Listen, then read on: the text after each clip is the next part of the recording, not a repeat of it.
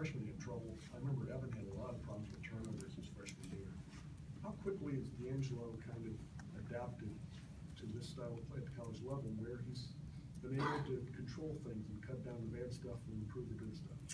You know, I think he's showing great poise in terms of his pace, in terms of just how he reads things. You know, he gets an outlet pass and he immediately scans options, and you know, a lot of guys are more like, okay, I got the ball, let me dribble. You know, he just sort of, there's a natural flow for him. But I've been very impressed with how he's not only adapted and improved throughout the course, but just how he's playing better and better every time he takes the floor, which is pretty impressive as a freshman.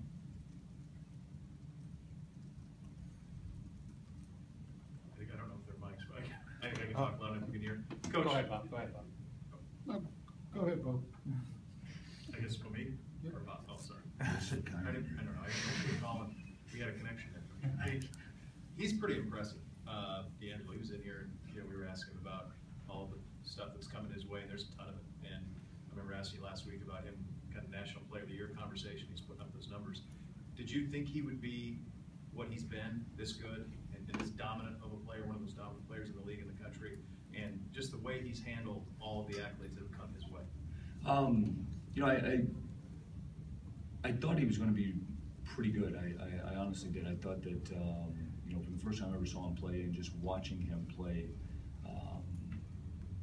you know, I remember kind of going back to Rusty's question, last year watching him in the national championship game, Madison Square Garden against Oak Hill, and they were up and Oak Hill jumped into a press, and he kind of made a mockery of it, just in terms of how he broke it, and you know, looking guys off and throwing it over, and I'm kind of like, gosh, that kid gets it. And I was watching it on television, but I think from the standpoint of how he's handled it,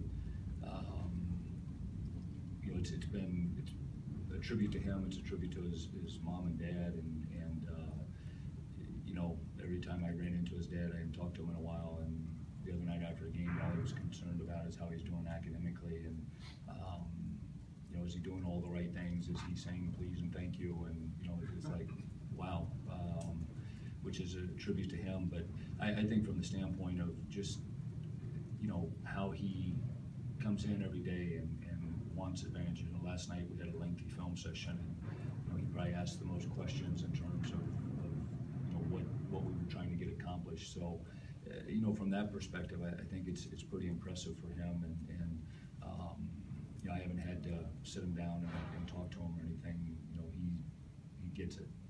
One real quick follow-up with that, if you don't mind. Just, I remember asking about this when you had Jared, and you had him, obviously you had Jared for 2, which worked out great. He's not ready to make any decision yet, but we can all kind of read what we hear. You see the football guys, they have to be here 3 years. Do you think basketball, you've been in this for a while now, this one and done thing, and you were one of the first guys who was really affected by it.